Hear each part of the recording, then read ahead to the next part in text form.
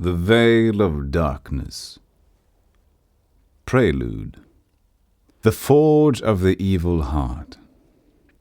A hand had been nailed to the library door.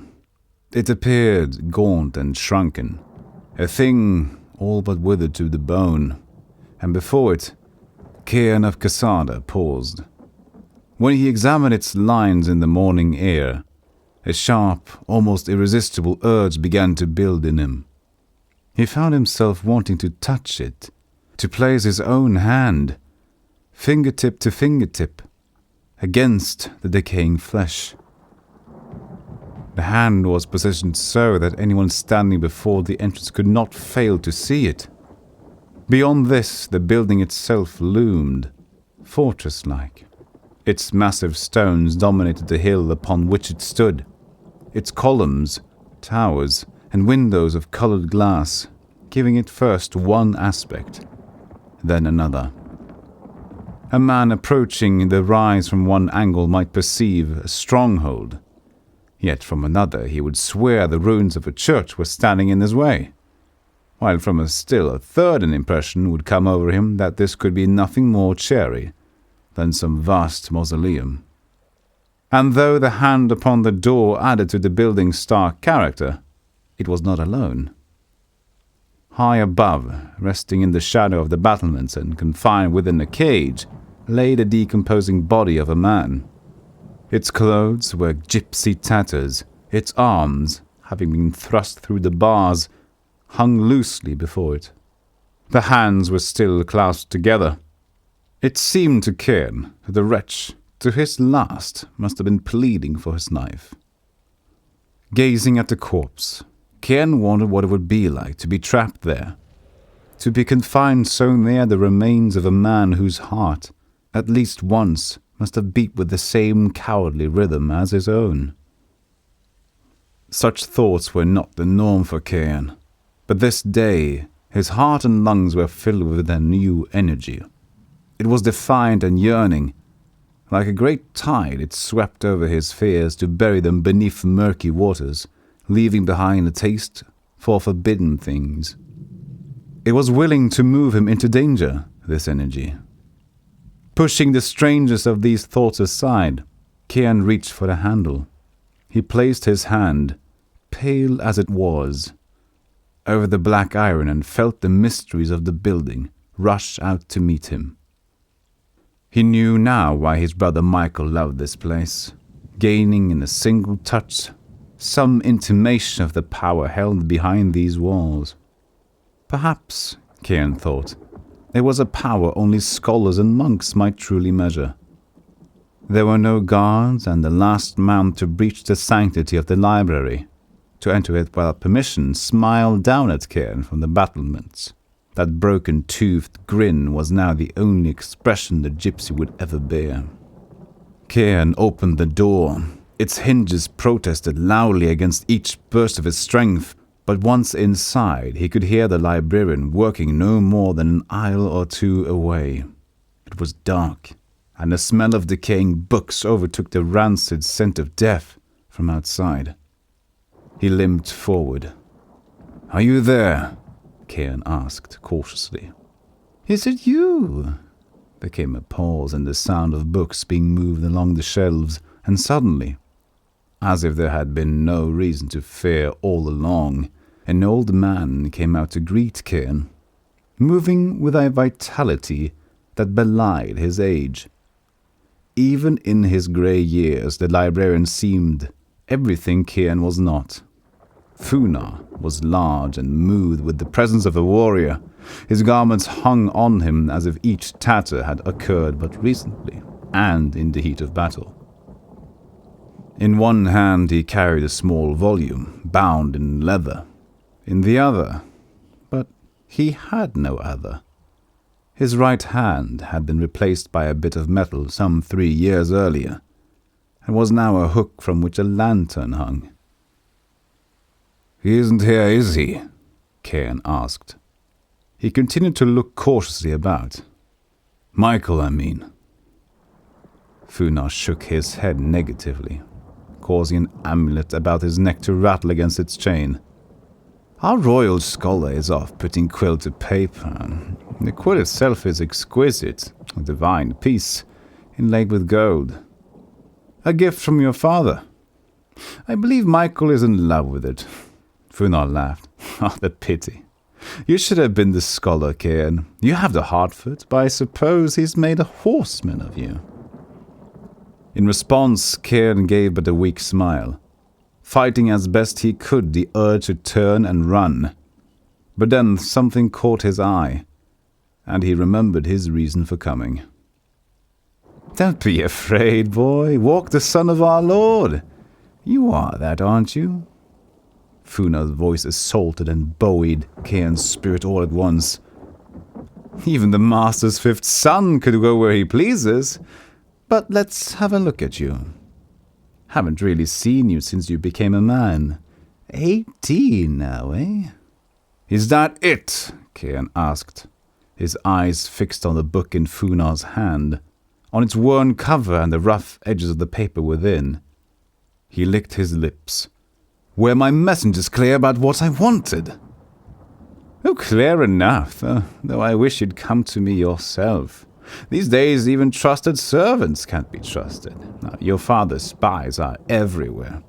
I had my own men verify the story. Is that it? Cairn repeated. No, not this, the librarian answered. This is a simple book of curses. Your father ordered it from the city of Cluj, and I have yet to inform him of its arrival. But what you want that I have at my desk. Come. As Cairn took a stride to follow, he found Funar swinging about suddenly to block his way. But remember, Cairn, it's not enough for you to be the good boy. You were always that. Always obeying your father and those howling brothers of yours. If you want what I have to give you, you'll have to find the creature you've curled and hidden away inside yourself. It's time for you to be a true man. I have no beast inside, Cairn said honestly. Not like what you mean, Funar. I'm hollow. The big man laughed and led them into the building. It was difficult for Cairn to keep up, and when at last the light of the lantern seemed lost, he hurried along behind it into the vaulting darkness. The woman you seek to win, Funar asked. Does she mind that leg of yours? They had arrived deep in the recesses of the library. They stood about Funar's desk. It had been set into a small vault which served for the librarian's office. And there were iron gates for doors. It was cold, and the few candles burning at the edges of the desk and the lantern on Funar's hook gave no heat. On the side of the desk lay a huge tome, almost hidden in the shadows, and yet it caught Cairn's eye immediately. From what he could see, it was a thick, ribbed volume bound in leather, and it worked an impression on him more deeply disturbing than the hand which had been nailed to the library door. It gave the illusion that it was absorbing the light of the candles without reflecting it. Though it was all but impossible to see clearly under such circumstances, Cairn believed the book had been chained to Funar's desk. He had to get closer. What's that? Cairn could not resist asking. As he moved toward the edge of the desk, the librarian blocked his way, snuffing out those few candles nearest the volume. Nothing you want to be involved with, Funar boomed critically. Something newly arrived, came in from Cluj with a book of curses, and I haven't had time to take its measure. Now, I asked you a question, boy. Does she mind that leg of yours? I told her I fell from a horse, Cairn answered. And that's true enough. Once I failed to clear a hurdle and father threw me from the saddle in a rage. But old man, you've teased me long enough. Do you have it? Yes, Cairn, and there are few enough of these in the world. From the darkness at the foot of his desk, From some secret drawer, Funa pulled out an almost tiny book whose golden lettering seemed to glow, adding its light to the room. The verse of Pochu, translated from the 9th century Chinese into Romanian love poetry. Cairn reacted quickly for the work, but Funa pulled it aside. When Cairn tried again, it was the same result.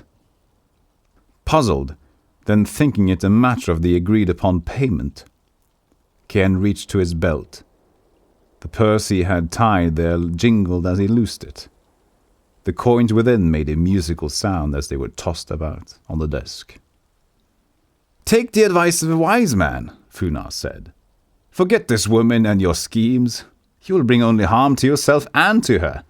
Leave now, and word of this will never pass my lips." "No. How goes it then?" Funa asked. "Teaching your love to read?" Without answering, Cairn tried again for the book, yet this time the librarian secured it within the folds of his tattered cloak. The hook and lantern moved threateningly to guard it. "Fool!"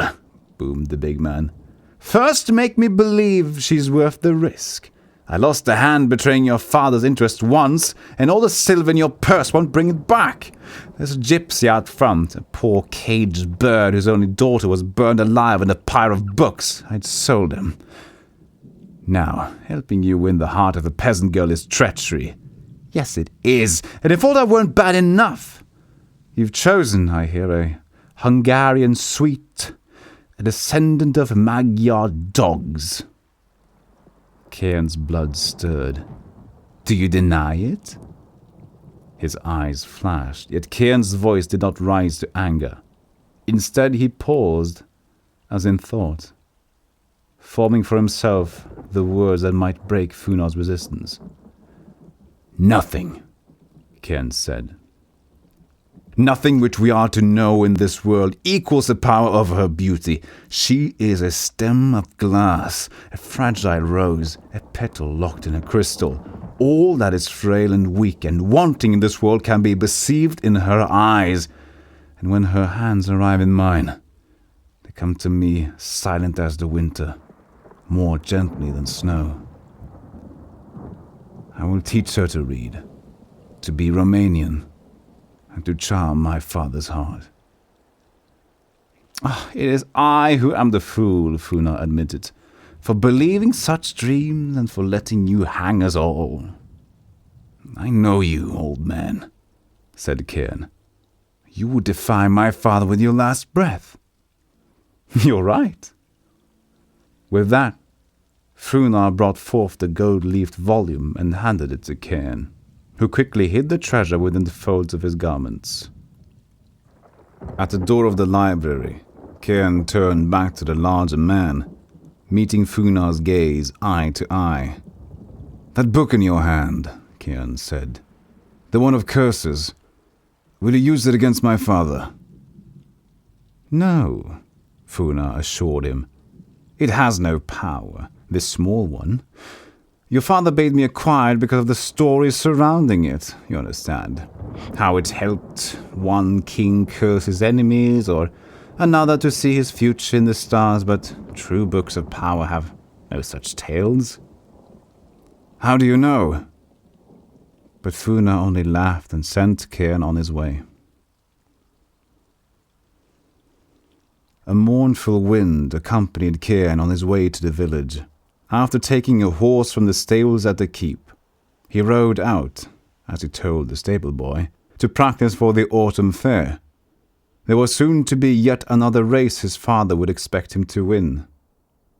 He passed graveyard and monastery, always keeping the library and his family's stronghold to his back. The keep, with its portcullis and many battlements, and the library, when taken together, appeared to rise above the mountain pass like sentinels. They were grey and resolute guards of Gasardan independence, and yet what shadows, what chained darkness the valley possessed, seemed to be focused here, between two of them. Elsewhere, sunlight fell as fluid as laughter, and it cheered Cairn greatly to reach the limits of the town. He first passed the garrison, small stone building where the guards bowed slightly and let Ciaran pass without question. Next came a silversmith's shop, then a tavern. Ciaran smiled as he heard from within the strains of a bawdy drinking song. It was one of his brothers had taught him. Harvests were in, and the streets had become thick with carts. Everywhere, knots of farmers and villagers engaged one another in rounds of lively bartering. Yet as Ciaran's mount trotted about the corner where the apothecary stood, he noticed more than a few of the faces glancing his way with suspicion. His family was not well loved, and the appearance of a prince, even the fifth, and by reputation the most harmless of the 7 sons, did not go unnoticed, nor did it fail to arouse concern. In return, Ciaran smiled. They had seen him in town, and that in itself was fit enough for his plan. Now he brought his horse about toward the crossroads and open land, slipping out through a back street where few eyes might see him pass. Barns, pitchforks, and the tents of a gypsy camp glittered in this noonday sun, but Ciaran rode on, spurring his mount toward one of the most distant points in the valley. Along the way he looked up into the snow-covered mountains and found himself distrusting them, as though their stones even now might be in cold communion with his father. The trees themselves seemed to whisper evil things at his passing, their voice eager to reveal secrets, his secrets, to anyone who asked. At last, after leaving many an unsuspected turn in its path through fields, woods, and mountain streams, Ciaran came out along the holdings of Jacob the farmer. From miles away he could see the house, a column of smoke rising from its chimney. But Ciaran had not gone far before he realized something was wrong. He noticed that even his mount tensed, as he had been taught horses to do before the onset of battle. But where ahead was the enemy waiting for his charge? With his heart rising in his throat, Ciaran tried to reason. The smoke from the chimney, as he drew closer, it seemed wrong somehow, brutish and thicker than normal. Now he could see horses where no horses should be. They were tied before the house. He spurred his mount, commanding it headlong into the awe of danger that lay before them. As the distance closed, Ciaran realized that he was utterly unprepared. No sword hung at his side and no blade lay hidden beneath his cloak. At his belt his purse hung hollow, swinging empty with each jaunt of hooves against the hard ground. It told him there would be no bribes he could pay this day, and yet with all that was in him, he beheld the face of Diana, as he had last seen her. Green eyes and soft lashes beckoned him. The innocence of her voice, like light on a distant sea, drew him on. Closer and closer, and Ciaran prayed for some new and violent strength to overtake him, to drive him victoriously through whatever enemies lay ahead. But the opposite proved out. For what little determination remained in him failed, vanishing in the instant he recognized the horses. Golden bridles and silver bells, the expertly stitched saddle leather that only a royal family might afford. These looters, these pirates, these wanton criminals who had invaded the household of his love, they were his family. His brothers and his father were here. Ciaran dismounted in a single jarring action, practically flying from the saddle. His injured leg stabbed at him as though it freshly broken, but he paid it no more attention than the scratch of a thorn in passing, nor did he stop to tie the horse before the little home, nor to catch his breath as he flew headlong through the open door. The scene which greeted him was that of a tavern torn apart by drunken bullies. A table overturned blocked his way while the floor lay strewn with food, with bits of bread and half-eaten pieces of fruit.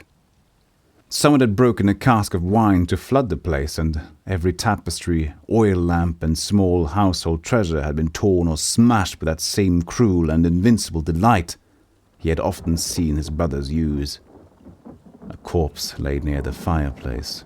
its right arm outstretched in the fire, and those flames which, in roaring, had once filled this room with the life and warmth, now ate away the flesh of the arm, searing it to its immortal bone. Cairn recognized the half-turned face. It was Diana's father. Waiting in the depths of the scene, with the stench of burning flesh all about, a shadowed form looked up to meet Cairn's gaze. In one hand it held a cup, in the other, a half-empty flask of wine.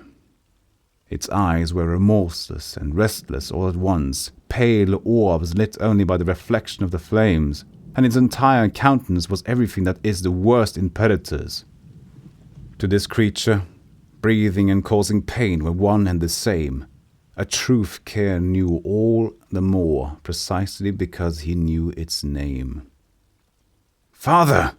Cairn said.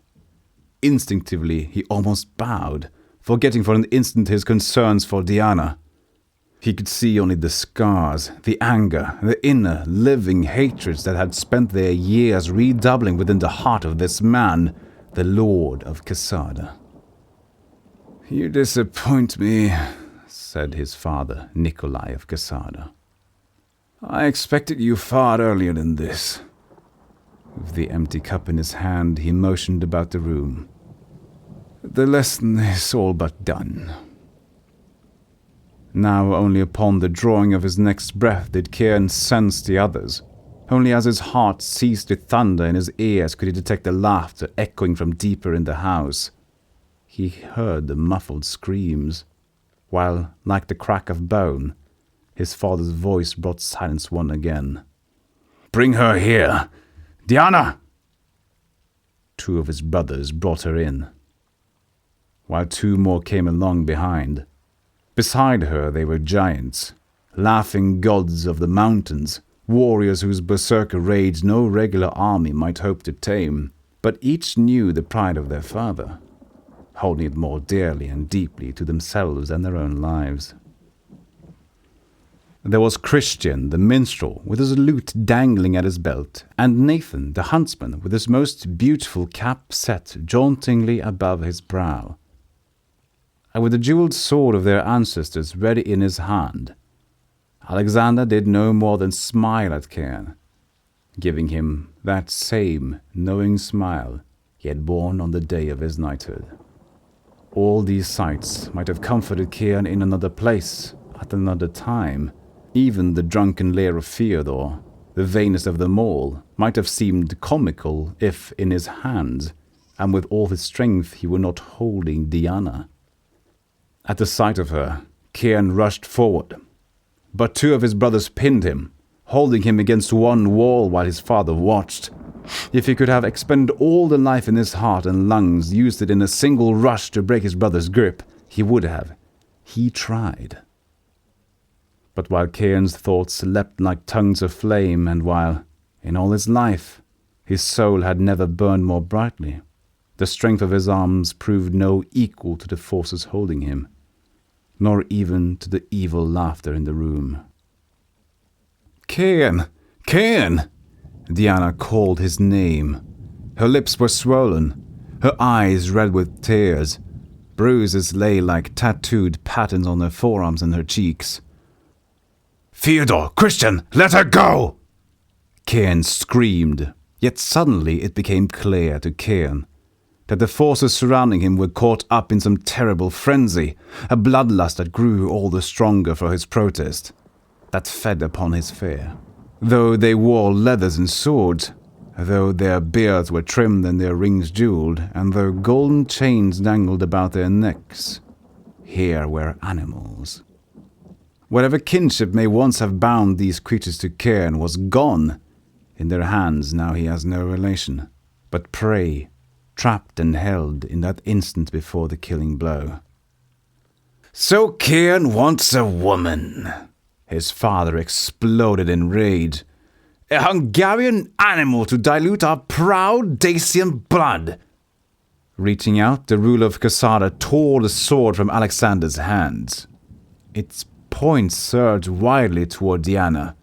"What wouldn't I have given you but this?" Tears flowed freely down Cairn's cheeks. He could hear nothing but Diana's frightened breaths, their quickness like that sound, so small. The cry that escapes a deer whose throat is in the jaws of a lion. In her eyes were wild, unknowing flames, and with each moment her struggles became more rhythmic, pulsing.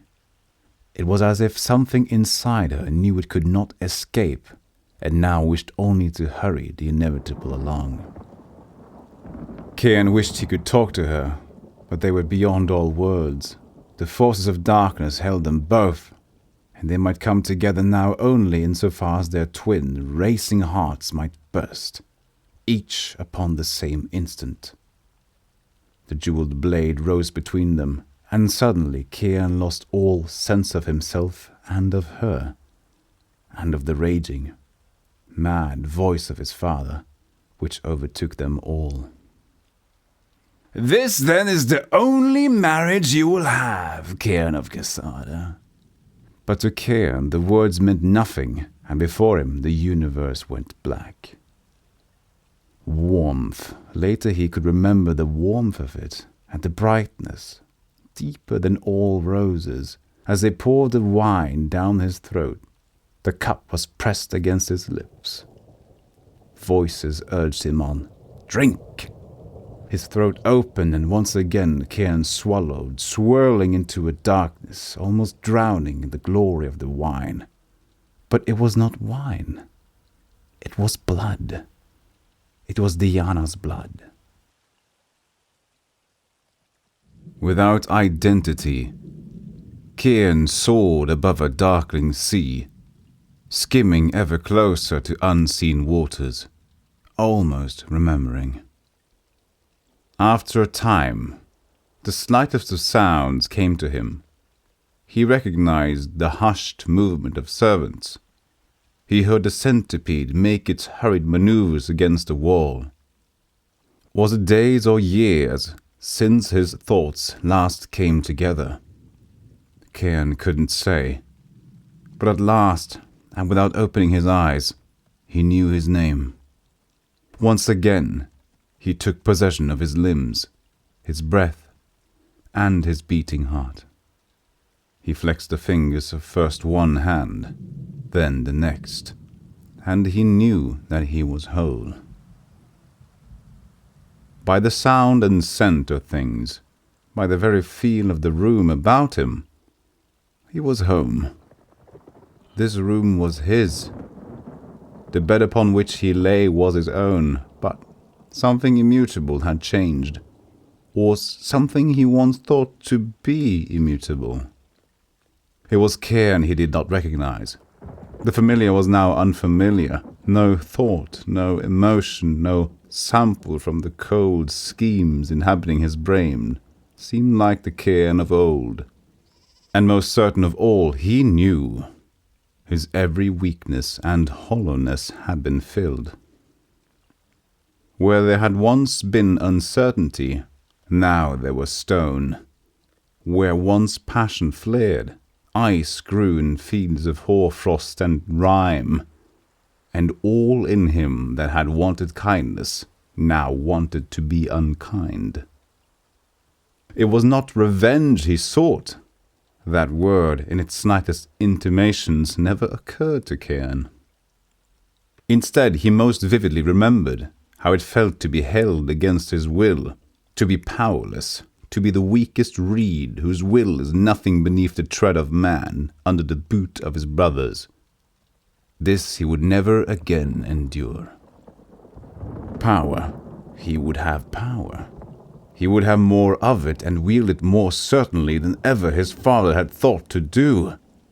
By the time he rose and dressed, with mechanical, unthinking motions, Cairn had his plan more than half complete. He made for the stairs and a downward spiral to the hall. He heard the laughter of men sitting about the table. Sunlight was pouring in through slits in the stone meant for firing arrows, and Cairn realized his family was breaking their fast in the hall below, greeting morning with a hearty meal. The smells assaulted him. There was roast meat, garlic, and onions. The scent of blackened bread constricted his throat. He grew dizzy and nearly vomited.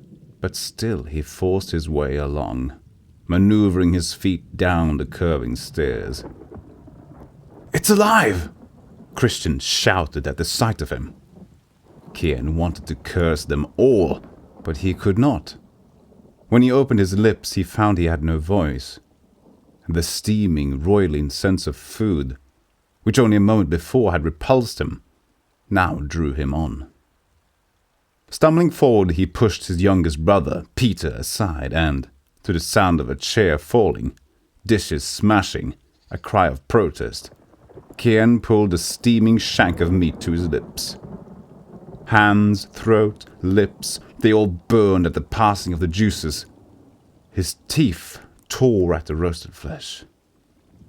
When Theodore raised a dagger in alarm, Kian raged at him through his clenched teeth. It was a wolf's growl, and it elicited howls of laughter from around the table. Kian's father, his laughter overshadowing the rest, filled a chalice with wine and brought it around the table. He thrust it into his son's hands, and though half the contents were lost to the violence of the gesture, Kian drank the rest in a single gulp. "We thought the devil had you," his father said, "that you might never wake."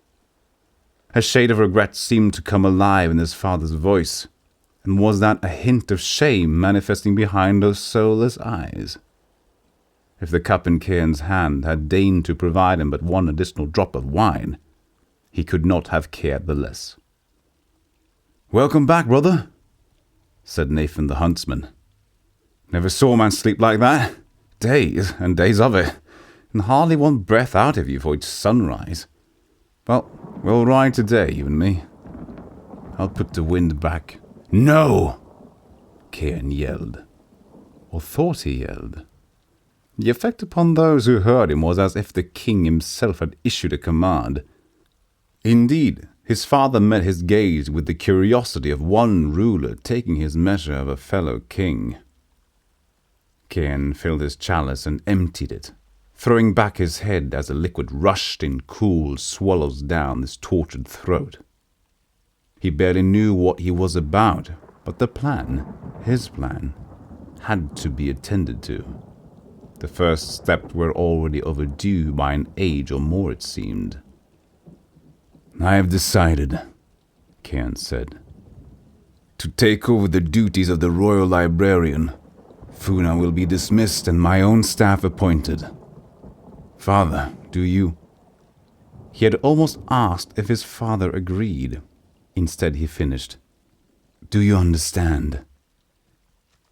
But whatever reactions he might have anticipated, laughter was not among them. Yet that was precisely what they did. It was somehow a great joke to them. Was it his agony, his transformation?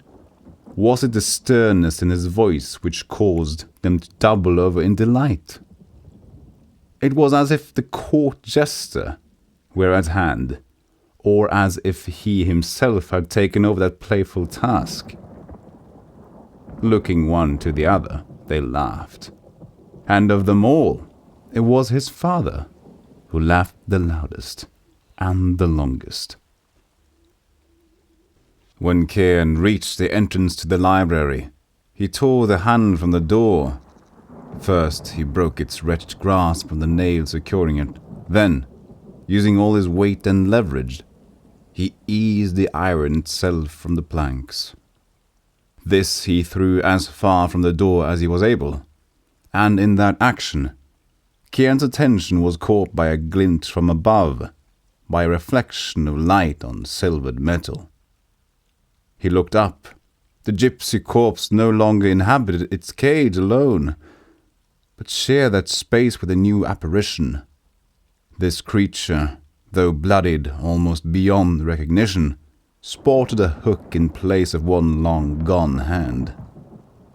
The glint which had caught Kian's eye was Funa's amulet, now hung, perhaps in jest, about the neck of the gypsy corpse. "You look so small now," said Cian. At last he understood his father's good humour. And though it took him the balance of the morning and more daring than Cian at first realized, he climbed the battlements and, once there, leaned dangerously away from ancient stones to retrieve the amulet. His injured leg stabbed at him. It became an agony, which he welcomed and, strangely, sought to extend. He put the chain about his neck, but paused before pulling himself back to safety. Bringing his lips near to Funar's ear, he asked, "Was it worth your life?" "You were a fool," he continued. "I shall not make the same mistake." He descended into the depths of the library, making his way without delay toward Funar's vault, the desk, and the mysterious book he had last seen chained there. After gathering lanterns from around the library, lighting them and opening as many window screens as he could reach, Cian approached the book. The library beyond Funar's vault was alive with light. Bright patches of red and blue, falling from the stained glass, decorated the heavy timbers of the shelves and the dark volumes resting there. And in those beams, throughout their length and breadth, stirred the dust of ages past. Even Funar's vault was aglow with the yellow flames of the lanterns. To Cian the place seemed a tomb, ancient and untouched. With the dry sound, the bodies of beetles, dead for centuries, crunched beneath his boots. "I must stop thinking of this as Funar's place," Cian said aloud. It was as if the words he spoke were meant to break a spell, to dissolve the feeling in his heart that he was intruding into a place that was not his. "This is my desk now. The mysteries of this great book are mine to unravel." And the book itself had not moved, nor had it grown any less mysterious. Measuring 3 feet by 2, with a ribbed spine thick as man's outstretched hand, the book seemed to weigh down the desk where it sat. To Cian's amazement, the rough-hewn timbers had actually begun to sag. Then there was the matter of the chains. The links themselves were heavy, forged of a dark iron, and of a weight Cian had seen used at Casada's keep, to raise and lower the portcullis. And it was not the desk to which the book had been chained, but in this light it became clear that the holding spike had been driven into the floor of the vault. "Were you trying to keep this from being stolen?" Cian mused. He ran his fingers across the cold chains. He found the lock. "Or is all this to restrain the book itself? To prevent its escape?" Then suddenly, it didn't matter anymore. Cian had to open the volume. His patience had vanished long ago. But as if recognizing that fact upon that instant, he tore at the chains with bare hands. They came taut. They jangled. But they did not budge. Where had Funar hidden the key? Quickly, Cian fumbled through a dozen items on the desk, through folders and small wooden boxes, then the drawers. In one envelope, its wax seal unbroken, before Cian opened it, there was a letter.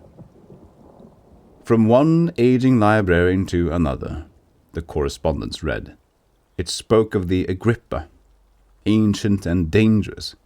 It was a book of power that no man had been able to tame, and what was known of its history could be told in a few words. It had entered Romania in the 1st century of the Christians, smuggled in by a general who commanded the conquering armies of Rome. Much later, the Agrippa fell into the hands of barbarians.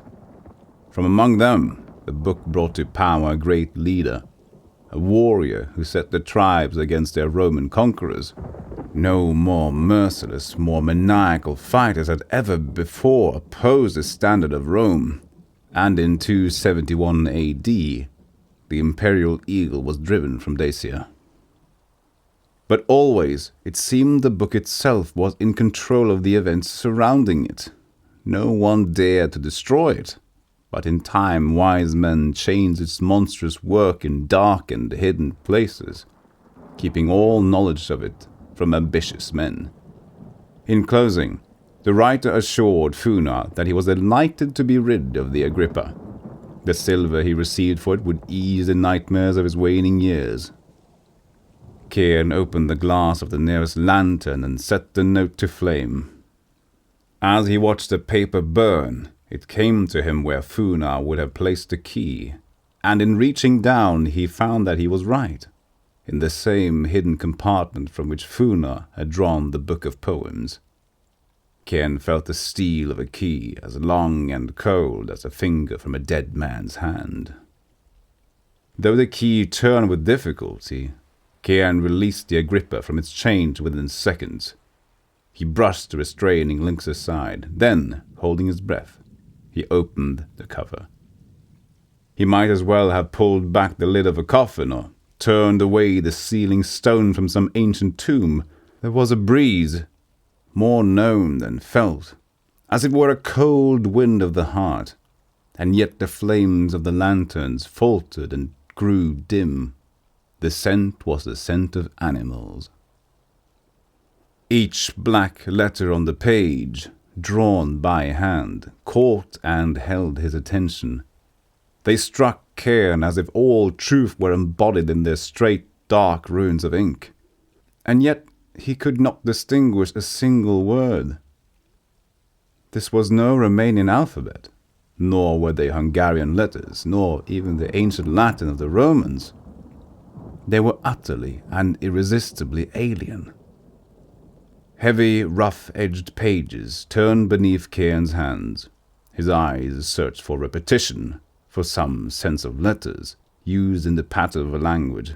But every turn of that page and every drag of the quill upon these pages revealed no more to Cairn than 1,000 upon 1,000 different individual symbols. For his understanding, there was only the wind, that strange and featureless stirring of the air. It called to him, it whispered his name. From within the leaves of the Agrippa, an evil light began to seep forth. The whole enveloping strangeness of the situation was such that Cairn could not distinguish what of it was real or what of it, if any, was not. Like the glint of unexpected gold, the light of the Agrippa drew him closer. Bathed in its gold, his eyes began to make sense of the words upon the page. He saw his name. And then, without warning, it seemed to Cairn that a knife was driven through his teeth. The sudden, murderous force of the blow throwing him away from the desk. As he fell, the sense of the blade stayed with him. It drove into his tongue, filling his mouth with blood. Still he saw nothing. His hands, finding no enemy in the emptiness before him, no hilt of the knife at his lips. Yet the cut continued. It burned in Cairn's throat and twisted into twin, unstoppable blades. One rushed upward to impale his brain. The second divided him into 2 equal rivers of pain. With relentless force, it cut open his heart, lungs, and gut, mixing their blood along its razed edge.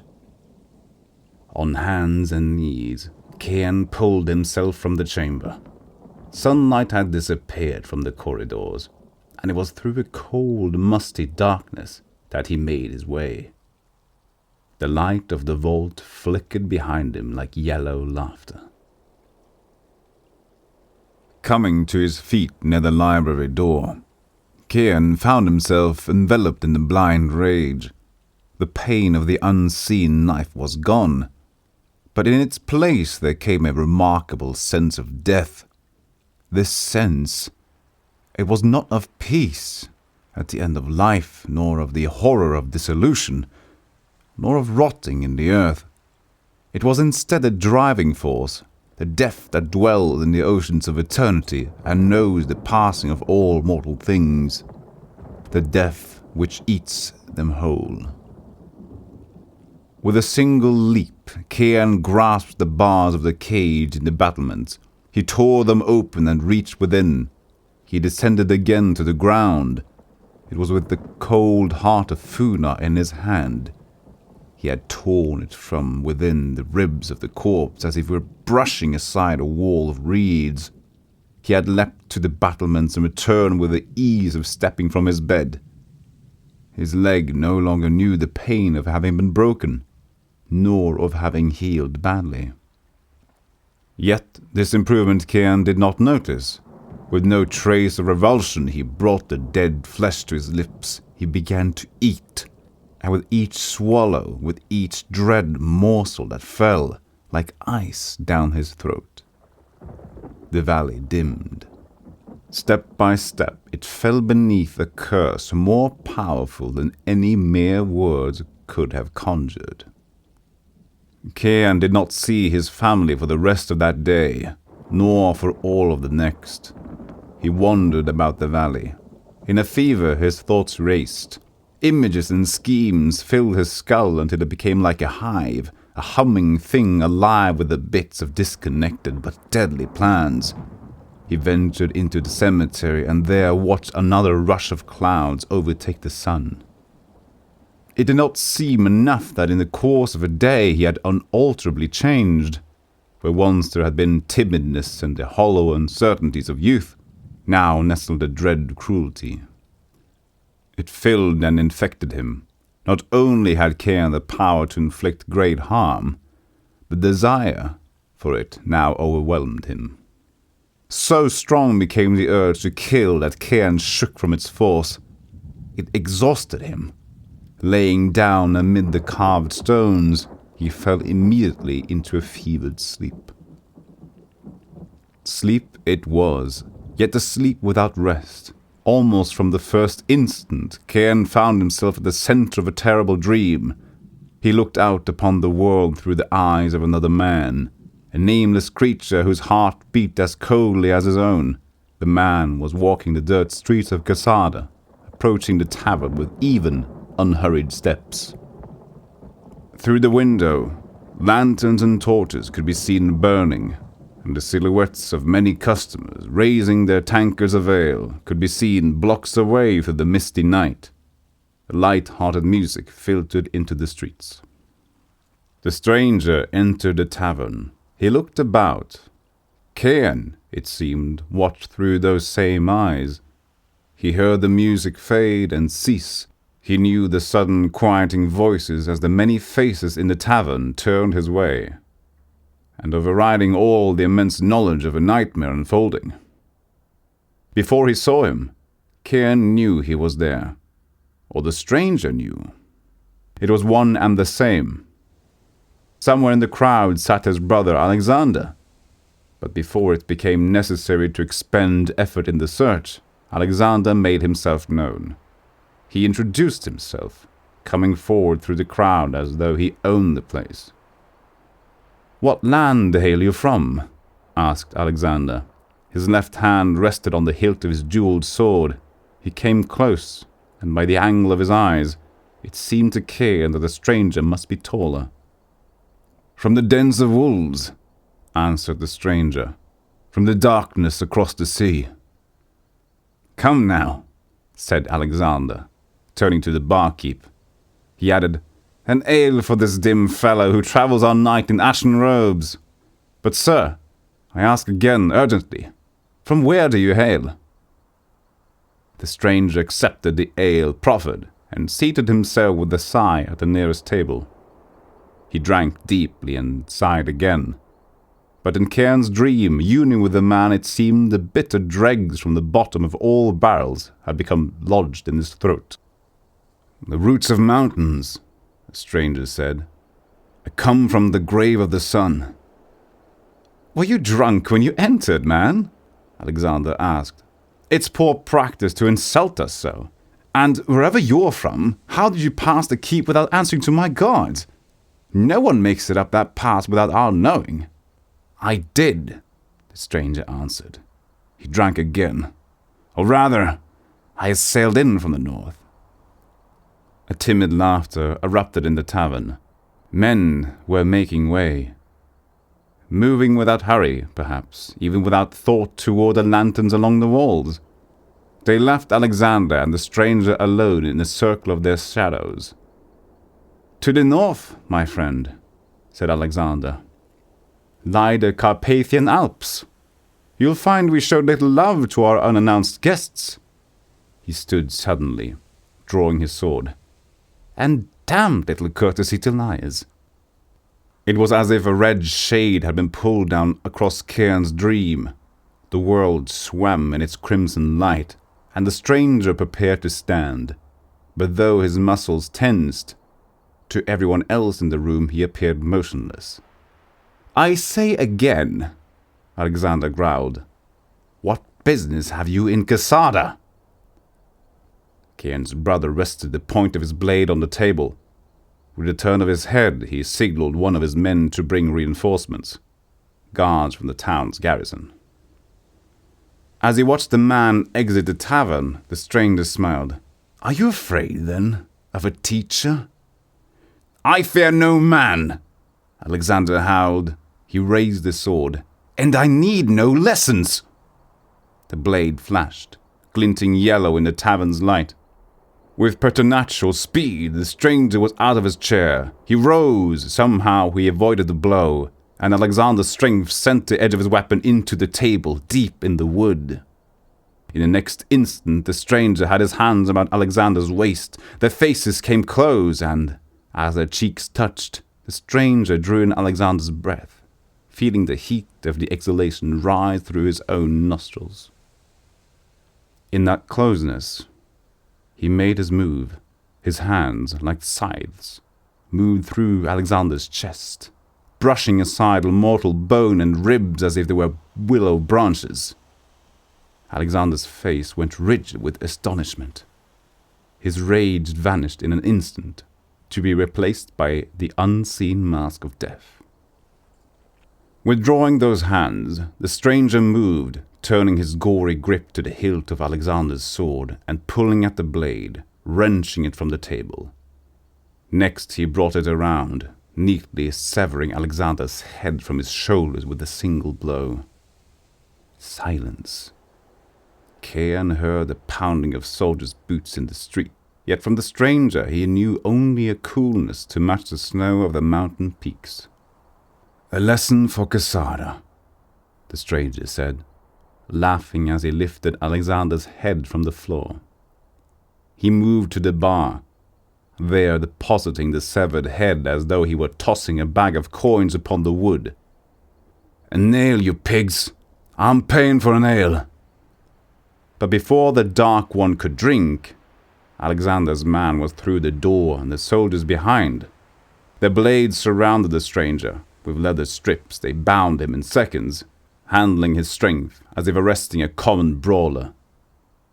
Indeed, it seemed as if the stranger had lost whatever strength he had, or had exhausted himself in the killing of Cairn's brother. The stranger's only response was to laugh, and it was to the music of that laughter, hysterical as it was, that he was pulled from the tavern to be hanged. Then Cairn passed from the dream and back into the cold night of the cemetery. There he lay, face down among the gravestones. His teeth were bared, his tongue cold against the earth. When morning came, it was as if the sun were dying, for though it remained aloft, it seemed stricken with some mortal wound. Above, the sky rushed with clouds, scudding grey and black monsters which did all they could to blot out the failing light. Still, though only a remnant of that sun, a dim shield, struggling to remain just behind the clouds, rose into morning. It hurt Cairn. His blood burned, and rising from the mists of the cemetery, he hurried home. The keep was familiar and unfamiliar all at once. The stones were the same guards stood before it with their knives and their bows. Yet the feeling of the entire place had been transformed into a scene of such startling emotion that it took Cairn off his guard. He paused, and to his amazement the guards backed away. No longer was the gate strong, the walls formidable, the tower impregnable. Their illusions of power had vanished. To his right and to his left, the guards watched him, backing away like frightened dogs. And in Cairn's imagination, it was as if the keep had been replaced by the painted props of a stage. All was now backdrop and paper, to be torn through as easily as if he were a child at play. But Cairn was no child, and this was no game. What he was feeling was a reality of what he had become, something unknown, something new, and, he had to admit, immensely evil. It was a truth others seemed to grasp at once. Serving women screamed as he entered the hall, and men scurried into hiding. For all the world it was as if a predator were now prowling the keep. Yet it was not Cairn's concern to sow terror among such unimportant beings. He headed straight for his father's room. Inside the keep, away from the light of the sun, it appeared to Cairn that he grew stronger still. His blood no longer burned. And as he approached the oaken door of his father's room, a determination grew in him that was like the ice of glaciers breaking into the sea. Placing his hands upon the door, Cairn tensed. He heard the voice of Nikolai, the Lord of Casada. His father was shouting and screaming within. The sound of a whip cracked in the air. Without a pause, Cairn dug his fingers into the door. The hinges creaked. Planks of solid oak buckled and sent streaks of dust into the air as the door gave way. Cairn burst into the room. So suddenly and with such supernatural speed did Cairn enter the room that, for an instant, he saw things as though he were a thief in the shadows.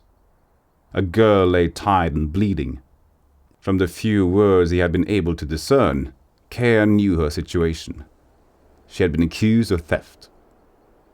It was then that the townsfolk had brought her before the Lord, Cairn's father, and now he sought the truth of things at the end of a whip. When he burst through the door, that whip had been arcing back. Now it lashed near Cairn's cheek. Yet to his new eyes, the blood-flecked tip crawled forward, providing little challenge when he reached to snatch it from the air. He pulled the whip from his father's grasp, spinning the older man around. With a growl, Cairn moved forward, past his father. His fingernails, like razors, cut through the leather straps binding the girl. She looked up at him. She was golden-haired and fair-complexioned, a beauty in the perfection of her youth. Yet her lips contorted as her eyes caught his. Her gaze filled with fear. "Leave here," Cairn said simply. He pulled her up and pushed her toward the door. She stumbled over the broken planks and vanished into the keep, leaving behind only her blood and the soft, fading sounds of her sobs. In a heartbeat, Cairn turned his attention to his father. The Lord of Casada had drawn a knife, taking up a defensive crouch as though he were about to combat an assassin. In fact, though his motions seemed as slow to Cairn as those of a corpse, his father was circling, getting ready to lunge. "It's you," his father said as a beam from a lantern revealed Cairn's face. "Yes, father," said Cairn. "I'm back." The Lord of Casada smiled. Suddenly the tension disappeared from his face, and he began to laugh. "Is this some lesson you hope to teach me?" he said. "By saving a peasant girl?" Cairn too smiled, yet for him it was more a baring of teeth, that moment of tension in which a predator unsheathes its fangs before the lunge. Toward his father he felt no fear, no love. No emotion whatever coursed through his veins. There was only blood which rushed without rhythm. It filled him with a cold to rival the mountains and their icy peaks. "No lesson, father," Cairn replied. "I hadn't thought to save her, only to thwart you. If I had caused her pain, You would have thought I was joining in your pleasures." "Perhaps so." Kian's father kept the knife he had drawn level with his waist. As he turned it, Kian could see light glinting of its finely honed blade. He watched his father's eyes move quickly to take in the shattered door with a single glance. Then they grew pale, as they always did in the moments before someone was to die. "Your brother Alexander died last night. They say the man who took him was possessed of great strength." "Did they say they hanged that man?" asked Kian. "So they say. I would have had the guards impaled for saying less." Kian made his move. Like the fall of a shadow, he stepped forward. The blade flashed. Kian caught the hand that held it, feeling his father rush in against him. Now, no more than a hand's breadth separated the two. Kian found his father's strength more than he had anticipated. The old lion was testing him, feeling him out with each twitch of muscle and every bending of the joints. For a mortal, he was immensely strong, but Kian held him, nearly lifting him from the floor. From his deepest parts, Kian felt a surge of desire, of some new realization.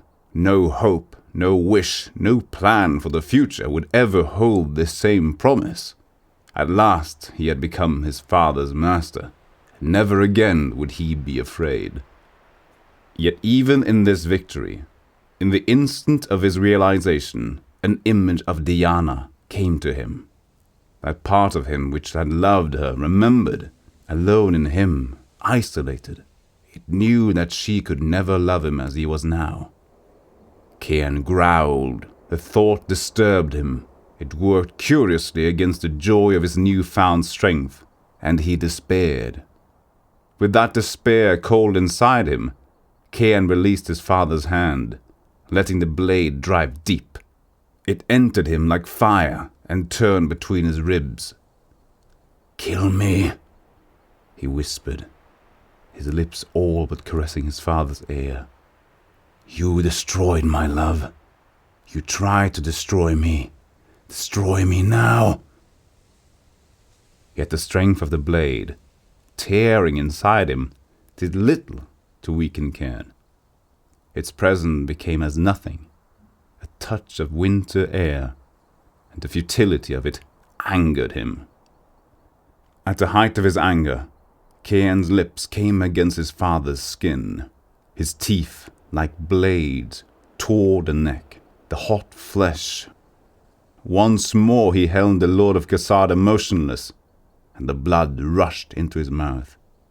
It enveloped his tongue and coursed like wine down his throat.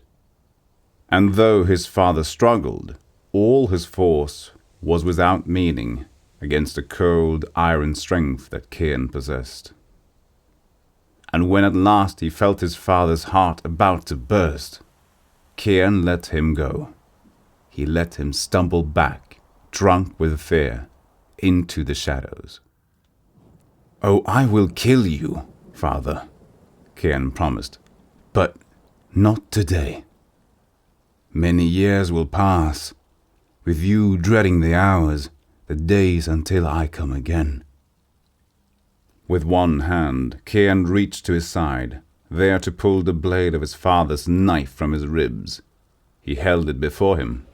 The edge glinted in the light, bloodless. "Perhaps I'll use this. Or perhaps a stranger will. Another of the dark ones, of the kind who found Alexander. But first I want you to see the others die. Nathan and Christian, Theodore and the rest. Watch them die. And when each sun falls, you'll know your own time comes closer still. I know you, Father. You'll use the time well. Try to find me. Try to hunt me down. To learn what I've become. You won't succeed. And you won't run. And near the last, perhaps you'll find some wise man to give you a hopeful prophecy. Or perhaps you'll write one yourself. But always, I will be there, in their shadows, remembering the taste of your blood. And with that, Cain turned, stepping without sound across the shattered beams, stepping beyond his father's door and into history. Veil of Darkness, Epilogue. Returning to the library, Cain gathered up the book and its chains, intent on placing the volume beyond the reach of man. As he did this, a gleam of gold caught his eye. It was one of the lanterns, yet he was not certain it remained a lantern. For some force, some power beyond his understanding had transformed the glass to shining panels, the brass to iron hinges. And within burned a fire, barely seen through the finest of cracks. Without words, a sense of understanding passed between the Agrippa and Cairn. He knew what lay hidden behind the glint of the strange coffer. Imprisoned there was the light of Cassandra, the very warmth of sun and heaven captured in the box. With a laugh, Cairn gathered the lantern to him, carrying it along with the book and his chains out into the midday dark. What lay before him now he could barely imagine. Centuries of strength, of an unyielding, merciless strength, a veil of darkness, which would fall forever over his soul and the valley both.